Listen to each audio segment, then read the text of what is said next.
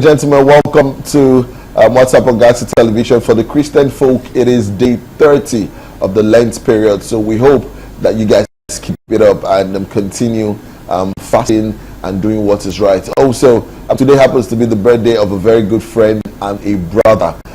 We call him Raymond.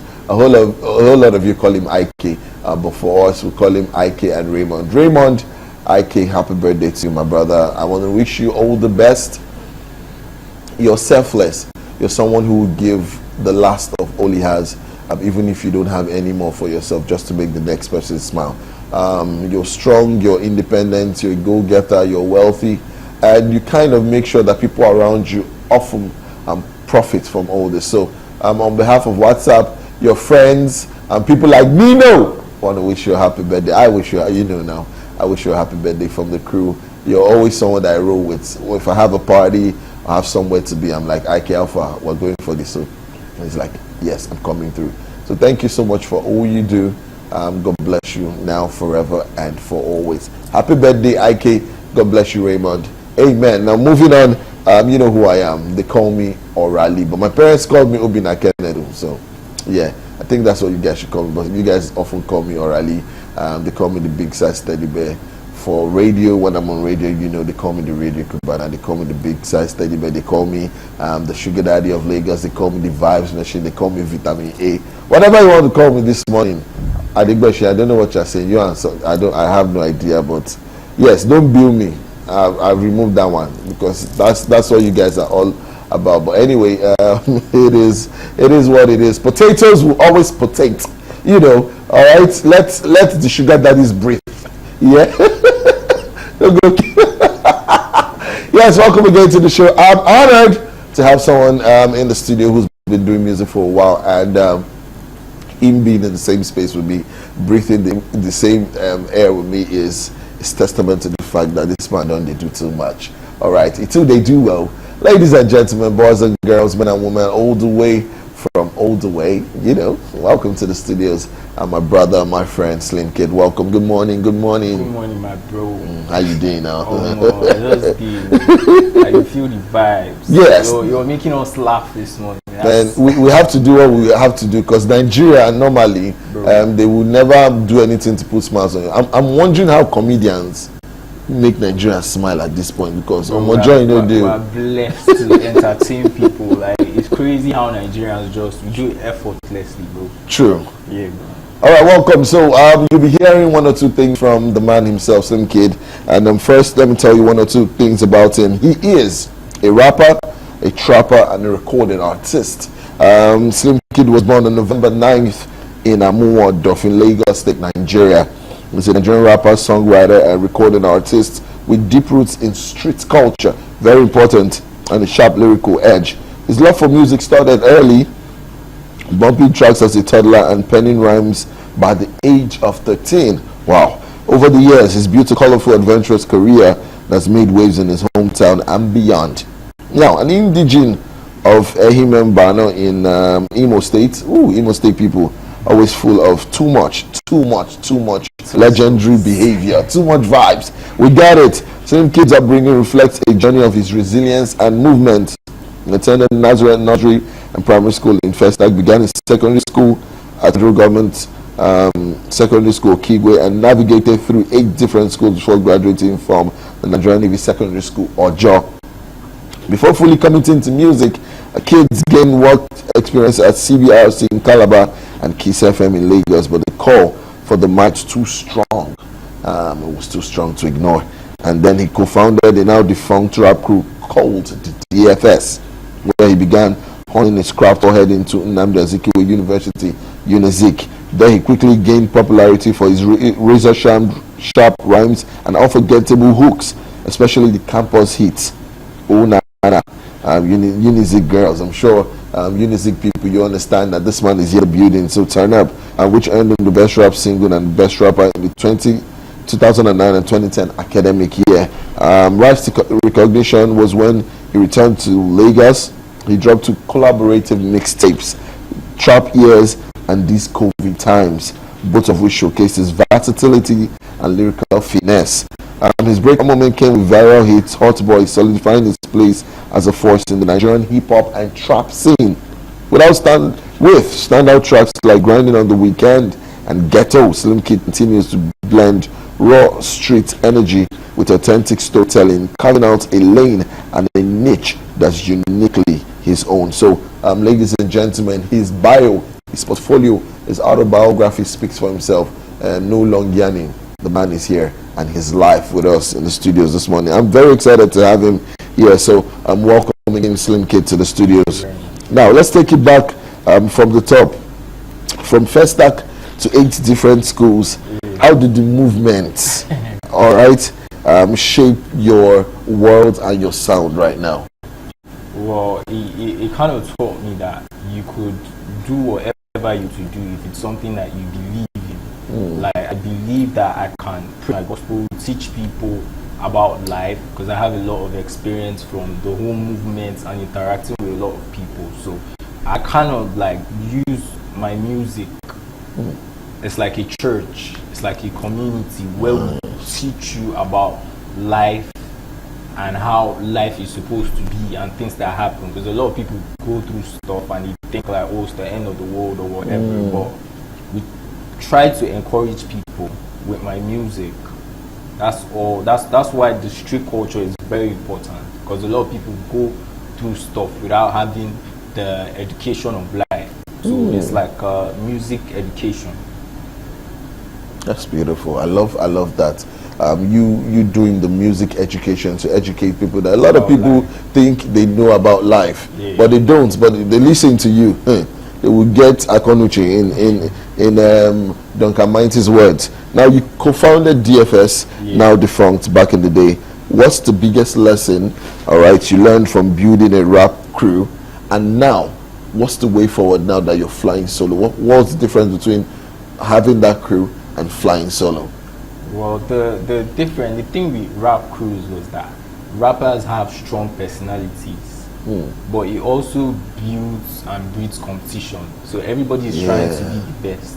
But it was like a building process. It was like a bridge that I crossed to become the entity and the rapper that I am now. So it's like it's not really like a difference, like growth, because I took the competitiveness and the whole growth process and it defined and molded who Slimkidd is today. All right, so moving on from all that, but still staying put, rap in Nigeria, as some people might say, seems to be going down. Even MI had to bring out or put out a track saying you rapper should fix up your life. Now, for you, I listen to your songs. They are really, really good. And it feels like you're dragging us back to the era where rappers are going to have to do concerts for us, because we would want to be attending stuff that you put out. So what do you think you're adding, the kind of spice you're adding to your music, trap, rap, whatever it is you got going on, to that genre of music you got, that you, in the next 4 or 5 years, 10 years, 20 years, when we listen to Slimkidd, like, oh boy, did you hear that song? That song was from way back, you know, but Slim had to do this and it's still as if it's fresh. For example, you heard the song Shake Body by Skills. Now this is a song that was done, I think, close to 14 years ago or so, and for one reason or the other, it's back, and it's everywhere. Everybody's doing the dance version of it. I mean, Lamar, it's blown. It's come back to be viral. Do you see that something you've done and we've danced and forgotten about can still come back to shape? So what's that thing you feel like you're putting in your sound that's going to make it evergreen? Yeah, like you talked about skills. I feel like I make timeless music. And music is like memory in space. Music is like memory in time, because it takes you back.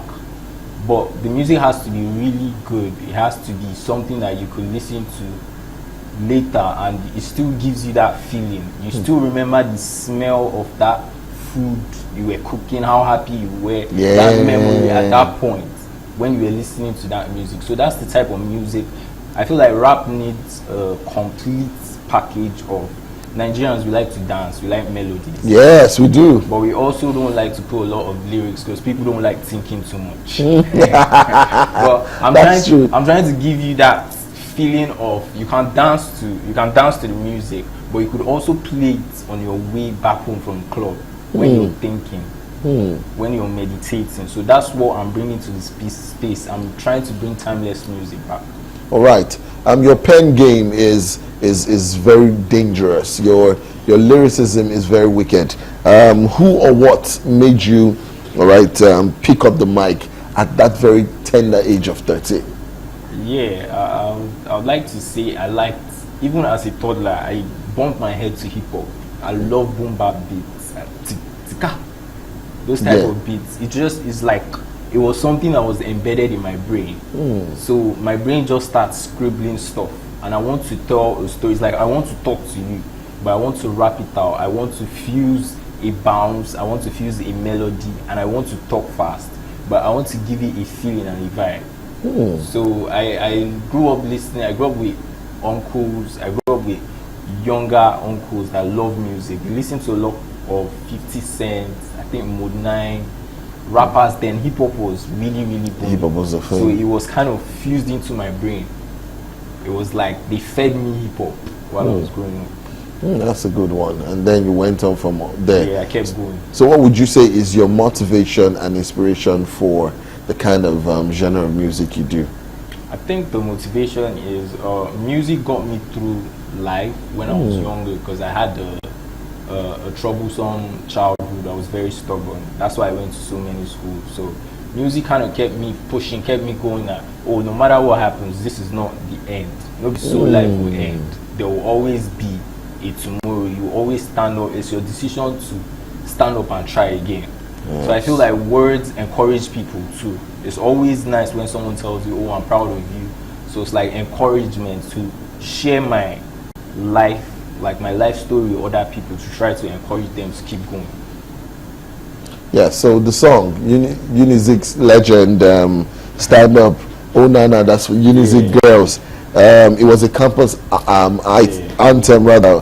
Now, what's the wildest fan reaction you got from that song? Because I'll tell you something, I've been in so many places, in places where they did not even put me in. I just found myself there, and I can tell you a lot of things happen in entertainment.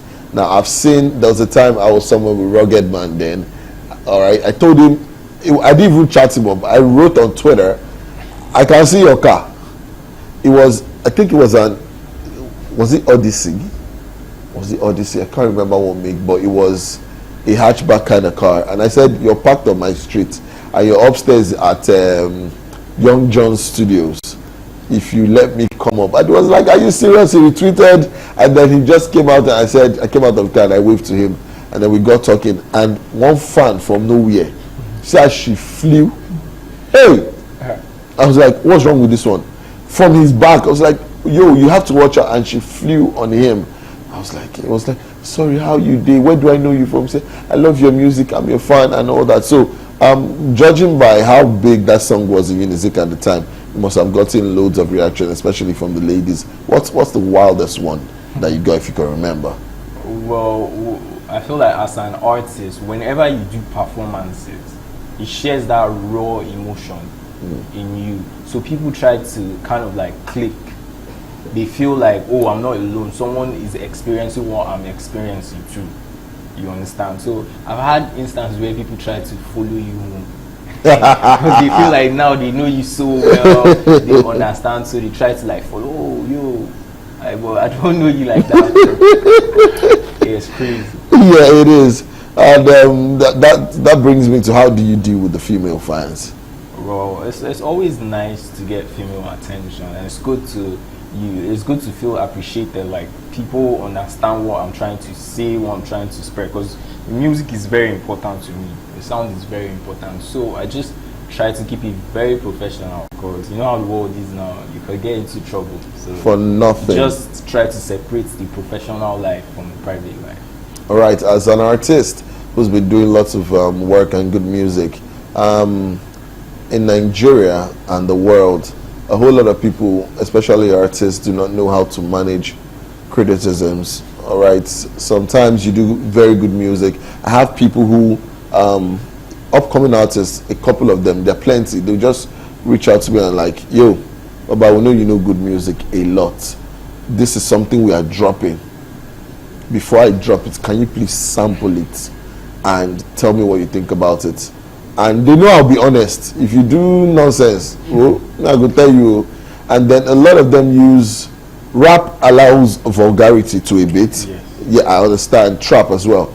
But there's some songs you want to do, and those guys send it to me. I'm like, for the purposes of it will go on radio, you know, but you'd have to censor this part. Or do you think this melody should have gone down or higher and stuff? And when they're done working, when I send it back and they're done working on it, and they're like, thank you so much. And when they bring it out, they have the best reviews. So for you, as an artist who's been doing music for a while, how do you handle and deal with both online criticisms from fans who feel like you're not doing enough, or you're doing too much, or you should add this to your sound, or this and that?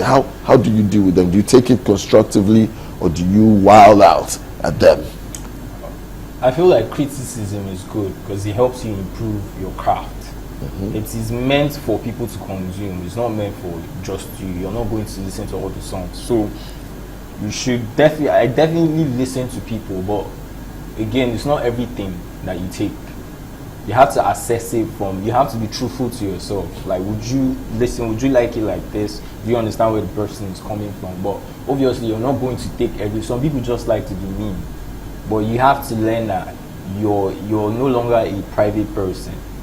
You have that. And rappers, they always expect rappers to have personalities. So you can be original and take whatever advice. I feel like it just revolves around the studio.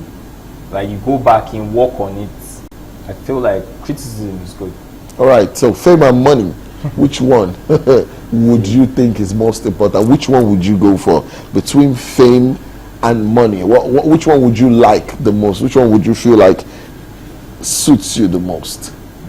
Fame, money, which is more important? I need to know now. Funny thing, a lot of people don't know, but I'm an introvert, so I really want the money and to have that fan base or people that listen to me, but I don't really want the fame because I want to be able to chill with you and hang out. I want to be able without to too much noise. Everybody being in our face, like, bro. Yeah. So I'll take the money. All right, for a hit song, who do you think should get credit? Is it the artist or the producer? I've asked this question a lot, and I come every time. It's different answers all day, every day. So for you, I'm asking right now, what suits you best as an artist? Who do you think, an established one for that matter, who do you think should get the praises or the credit for a hit song? Is it the producer or is it the artist? Well, I feel like it's a collective effort, because at the end of the day, you didn't make the beat yourself as an artist. If you're rapping on a cappella, people will love it, but I don't think people will want to listen to it every time. But the beat gives it melody. So I feel like the producer should be appreciated, but the artist is also selling a brand, a whole brand, because I feel like you need to model your brand around yourself. You need to be able to sell something to people as a full package. Unless you and the producer are twins, there's no how. But I feel like both parties deserve credit. All right, Slimkidd is here and he's been telling you so far about his journey into music, some of the stuff he's been able to go through, the ups and downs. And when we come back from this break, we'll be able to talk about some of the challenges he's faced doing music. So far so good. I've been enjoying talking with him, and I hope you have too. One of the things he says is there's sometimes that you have to face stuff alone, and he's someone who is introverted, and he is also someone who likes to keep to his space. So if he had the chance of money or fame, he will go for money. He will also go for his fan base. Let's take a quick break to watch and listen to something from Slimkidd, and then we'll be right back. O'Reilly is always here for you. Slimkidd is by my side. Let's roll.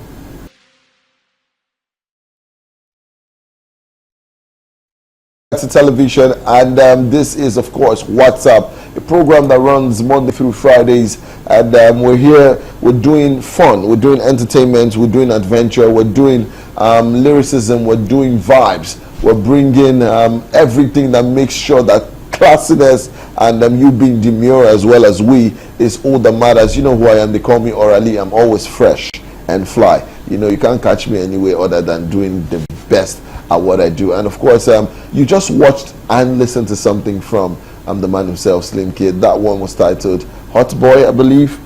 I was vibing, all right. I was enjoying myself. Like, Sheye, I don't know why you removed that song, because I've been the feeling, but you know how it is. I love that one so much. I love Hot Boy so much. So I'm sure you guys that understand trap music and rap, you were vibing to it, and a lot of you feel how I'm feeling. Like, it shouldn't have been cut, but hey, the show must go on. We have Slimkidd here. Tell us about the song quickly. Hot Boy is a vibe. Hot Boy we're feeling good in the studio. The whole team was around because I work with a lot of people. So I was like, I need to express myself. Like, I'm a hot boy, so you can't ignore. So it was just vibes on vibes. I was just showing people that, yeah, I'm lyrical and I can rap. All right. Real talk now. Let's talk ghetto and grinding. All right. Your songs reflect hustle and street energy. Excuse me. How do you balance being raw and still being relatable? You know, some people cannot differentiate between this. Sometimes, for someone like Portable, you ask why he doesn't have the recognition he deserves, because he's a very good artist, if you want to put it that way. If you put him on a song, he delivers, and a whole lot of people, the street, love him. But you say he doesn't get awards or he doesn't get recognition like he should. But he's always telling us that he's who he says he is, you know. But, you know, for stuff like that, it's because at some point I feel like he's not able to balance both. But how are you able to do this, being raw and still being relatable? Because you being straight up raw, if you watch that video, if you listen to the lyrics, you would enjoy it. It's relatable. How do you do this? Well, I'm always around my people. Like, I've been in the streets, bro. Like, I could still go to my hood, hang out. I could still relate with people. So I talk to people that have general experiences. Yeah. And also, music is not for yourself. So you have to find people communicate even when they don't speak the same language. Like, I could talk to you and hand size and gestures. So I need to understand the way people think, and then the way I think, and then pen it down in such a way that you get what I'm saying. Even if you not live that life, I can paint a visual picture with my songs. All right, talking about iconic and embarrassing moments, has there been any time maybe you're performing or you're on stage or you're at the venue, something crazy happened, and how did you deal with that? For me, I always give my own experiences. You know, just the other day I was gisting with a friend of mine. I think we're coming from a party, and we're just talking about how in secondary school we used to go for these Coca-Cola concerts and events. You know, they'll do dance, they'll do presentation, they'll do debates. So my school was a Christian school, and the rest of my clique, you know, my friends were doing Missy Elliott's dance, break dance, and for some reason, Madam Bukola said we should do Eledami Modiemu, Kingdom dance. Yeah, white and black with socks and glove. Hey, I said I didn't want to do that, but everybody said if I'm not doing it, they're not going to do it. So it felt like I was being rebellious. So they now said, I said I wanted to do debate, and fortunately for me, I came in second. So that was the bragging rights I had. So you know, when we came second and I was feeling myself and we're the last to dance, everybody don't dance. So we were supposed to come out and just kill the show, and they just played Paul Ike Dairo and his Eledami Modiemu. My friends were like, yo, what kind of, I saw their faces in front. I was like, I don't die. You know, I had this friend, Bumi, was it Bumi? Yes. She would come and say, so you went and disgraced our streets right there. And I said, no, at least I came second in debate, you know. But it was very embarrassing for me, because imagine all the steals, all the dressing coming out with, we had to go change white polo, black trouser, with songs, and I was like, hey, no I will tell you, make ground open, make I enter. Do you understand? So that's how it was. Have you had any of such experiences before? How did you handle? Well, I've had a crazy experience in uni. We used to do inter-uni shows. People used to book us. So we went to this school. I won't call the name of the school so they don't drag me. But apparently, they had an internal issue with their SUG. Oh. So they were, I think, entertainment budget or something. So we were performing, bro. We saw people with machetes, the DJ, everywhere. I was like, bro, what's going on? Bro. So I was explaining myself. I don't did this school, bro. So it was crazy. It was something that you get into crazy situations because people will book you from everywhere, and you don't really know most of the people that book you. So that was a crazy experience for me. All right, since Slimkidd seems to be super introverted, my question is, tell your fans something about you that they naturally do not know. You know, sometimes when you look at Slimkidd, it's always demure, classy, posh. I'm giving you all the sexy bad boy vibes. I just want Dave kind of vibes, like day or day kind of vibes, you know. But what's that thing that if your fans knew about you, they would scream like, eh!